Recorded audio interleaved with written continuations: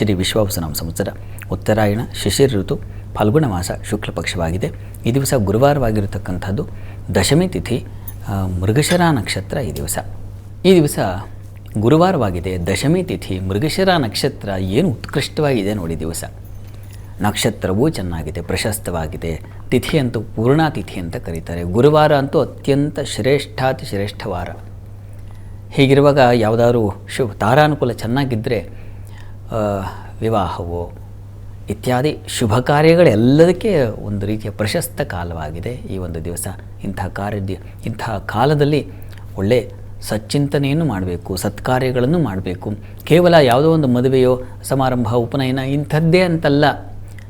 ನಮ್ಮ ಷೋಡಶ ಸಂಸ್ಕಾರಗಳ ಜೊತೆಗೆ ಇನ್ಯಾವುದೋ ನಮಗೆ ಹಿತವಾದ ಶುಭವಾದ ವಾತಾವರಣವನ್ನು ಕ್ರಿಯೇಟ್ ಮಾಡ್ಕೊಳ್ತೀವಲ್ಲ, ಪಾರ್ಟಿ ಮತ್ತೊಂದು ಮಗದೊಂದು ಅಂತ, ಅದಷ್ಟೇ ಶುಭ ಕಾರ್ಯಗಳು ಅಂತಲ್ಲ.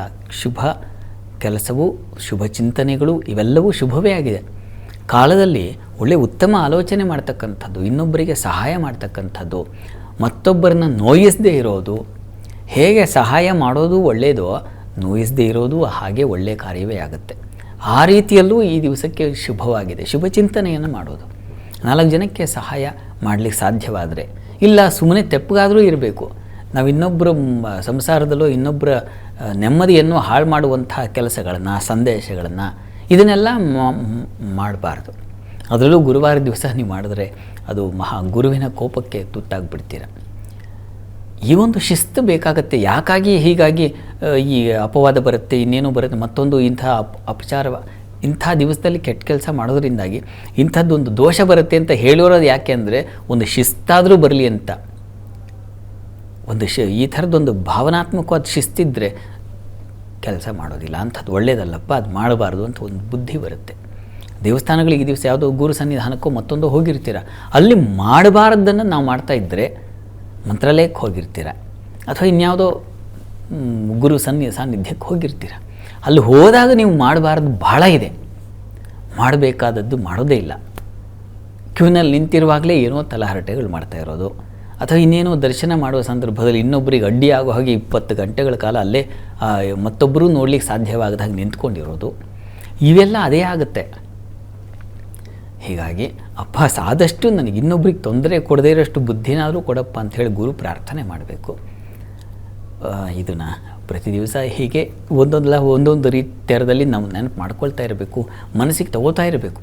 ಪ್ರತಿ ದಿವಸ ಯಾಕೆ ಇದನ್ನು ಪ್ರತಿ ದಿವಸ ಯಾಕೆ ಊಟ ಮಾಡ್ತೀವಿ ಅಂದರೆ ಶರೀರ ಪುಷ್ಟಿದಾಯಕವಾಗಿರಲಿ ಅಂತ. ಹಾಗೆಯೇ ಬುದ್ಧಿ ಮನಸ್ಸುಗಳು ಪುಷ್ಟಿದಾಯಕವಾಗಿರಬೇಕು ಅಂದರೆ ಇಂಥ ಆಲೋಚನೆಗಳನ್ನು ನಾವು ಪ್ರತಿ ಕ್ಷಣ ಮಾಡ್ತಾ ಇರಬೇಕು. ಸನ್ನಿಧಾನಕ್ಕೆ ಹೋದಾಗೆಲ್ಲ ಈ ಥರದ್ದು ನೆನಪು ಮಾಡ್ಕೊಳ್ಬೇಕು. ಇನ್ನೊಬ್ಬರಿಗೆ ತೊಂದರೆ ಆಗ್ತಾ ಇದೆಯಾ ನನ್ನಿಂದ, ಅವರಿಗೆ ದರ್ಶನ ಮಾಡಲಿಕ್ಕೆ ನನಗೆ ಎಷ್ಟು ಹೊತ್ತು ಆಯಿತು, ಸ್ವಲ್ಪ ಕಾಲ ದರ್ಶನ ಮಾಡಿ, ಅಷ್ಟು ದೂರದಿಂದ ಪಾಪ ಇನ್ನೊಬ್ಬರು ಬಂದಿರ್ತಾರಲ್ವ, ಅವ್ರಿಗೂ ದರ್ಶನಕ್ಕೆ ಅವಕಾಶ ಮಾಡಿಕೊಡ್ಬೇಕು. ತಾನೇ ನೋಡ್ತಾ ಕೂತಿರೋದಲ್ಲ, ಅವಕಾಶ ಸಿಕ್ಕಿದೆ ಅಂತ ಹೇಳಿ. ಈ ರೀತಿಯ ಇದೆಲ್ಲ ಸಾಮಾಜಿಕ ಸ್ವಾಸ್ಥ್ಯಗಳು. ಅದು ನಮ್ಮಿಂದಲೇ ಬಿತ್ತರವಾಗಬೇಕು. ನಾನು ಮಾಡಿದ್ರೆ ನನ್ನನ್ನು ಅನುಸರಿಸ್ತಾನೆ, ಅವ್ರನ್ನ ಒಳ್ಳೆ ಕೆಲಸ ಇದೆ, ಅದನ್ನು ನೋಡಿ ನಾವು ಕಲ್ತ್ಕೊಳ್ಳೋಣ ಅಂತ ಆಗಬೇಕು. ಇದನ್ನು ತಾಯಿಯಂದರು ಮಕ್ಕಳಿಗೆ ಹೇಳಿಕೊಡ್ಬೇಕು. ಮಕ್ಕಳು ಹಾಗೆ ಮುಂದುವರಿಯುತ್ತೆ. ಅಲ್ಲಿಂದ ಶುರುವಾಗುತ್ತೆ ಬಾಲಪಾಠ ಅಂತ, ಅಲ್ಲಿಂದ ಮನೆ ಪಾಠ, ಅಲ್ಲಿಂದ ಶುರುವಾಗ ಅದು ಸಮಾಜಕ್ಕೆ ವಿಸ್ತರಿಸುತ್ತಪ್ಪ. ಇದನ್ನು ಯಾರು ಹೇಳ್ಕೊಡ್ತಾರೆ ಹೇಳಿ? ಇದನ್ನು ನಾವು ಅಳವಡಿಕೆ ಮಾಡಿಕೊಳ್ಬೇಕು. ಇದು ಸದ್ಗುಣಗಳು. ಇಂಥ ಗುಣಗಳು ಬಂದರೆ ಸಾಕಾಗುತ್ತೆ. ನೀವು ಪೂಜೆ ಮಾಡಿದ್ದಕ್ಕಿಂತ 10 ಪಟ್ಟು ಶ್ರೇಷ್ಠ ಅನ್ನಿಸ್ಕೊಳ್ಳುತ್ತೆ. ಹಾಗಾಗಿ ಈ ದಿವಸ ಯಾವುದೇ ಗುರು ಸನ್ನಿಧಾನಕ್ಕೆ ಹೋಗಿ ಮತ್ತೊಬ್ಬರಿಗೆ ತೊಂದರೆ ಆಗದ ರೀತಿಯಲ್ಲಿ ದರ್ಶನ ಮಾಡಿಕೊಂಡು ತೀರ್ಥ ಪ್ರಸಾದ ತೊಗೊಂಡು ಮತ್ತು ಅಲ್ಲಿ ಗಲೀಜು ಮಾಡಿದ ಹಾಗೆ ಅದೊಂದು ಕ್ಷೇತ್ರ ಎಷ್ಟು ಲಕ್ಷಾಂತರ ಭಕ್ತರನ್ನು ಪಾಪ ಸಲಹುತ್ತಾ ಇದೆ. ಅದಕ್ಕೊಂದು ನಂಬಿಕೆ, ವಿಶ್ವಾಸವನ್ನು ಮೂಡಿಸ್ತಾ ಇದೆ. ನೀವು ಅಂಥ ಕ್ಷೇತ್ರಕ್ಕೆ ಹೋಗಿ ಮಾಡಬಾರ್ದೆಲ್ಲ ಗಬ್ಬನ್ನೆಲ್ಲ ಅಲ್ಲಿ ಸೃಷ್ಟಿ ಮಾಡಿ ಬಂದರೆ ನಿಮಗೆ ಎಂಥ ಪಾಪ ಬರ್ಬೋದು. ಮನೆಯೇ ಚೊಕ್ಕಟವಾಟಿಗೆ ನೀನು ಕ್ಷೇತ್ರವನ್ನು ಹಾಳು ಮಾಡ್ತಾ ಇದ್ದರೆ ಅಂತ ಯೋಚನೆ ಮಾಡಬೇಕು.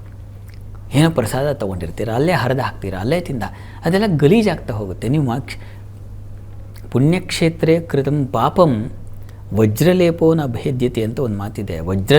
ವಜ್ರ ತಗೊಂಡ್ರು ಅದನ್ನು ಅಳಿಸ್ಲಿಕ್ಕಾಗಲ್ಲ ನಿಮ್ಮ ಪಾಪಗಳನ್ನು.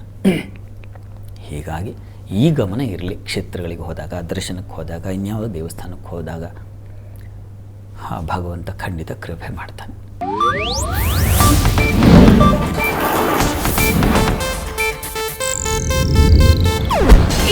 ಏಷ್ಯಾನೆಟ್ ನ್ಯೂಸ್ ನೆಟ್ವರ್ಕ್ ಪ್ರಸ್ತುತಿ.